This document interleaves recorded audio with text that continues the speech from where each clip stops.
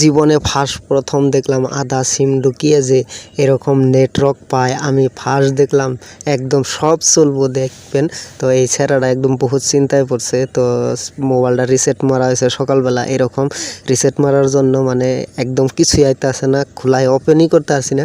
তারপরে নিজে বুদ্ধি করে দেখলাম আধা সিম ঢুকিয়ে দেখি এই সিমটায় মানে নেটওয়ার্ক পায় নাকি, দেখি সম্পূর্ণ এই যে দেখছেন 4G পাইছে, একদম বিএসএনএল 4G একদম টাওয়ার, ফুল টাওয়ার পাইছে।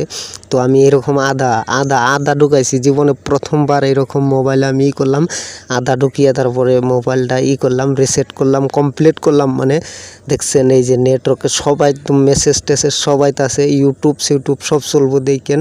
তো এই যে ইউটিউবে আমি গেছি, এখন নাম সার্চ করে আমি দেখামো, তো আপনাদেরকে সব মানে সম্পূর্ণ দেখিবার নিকে চেষ্টা করছি। তো এইরকমই আমি দেখেন এই যে চ্যানেলটা আমার নিজের ব্যক্তিগত চ্যানেলটা এসে পড়ছে।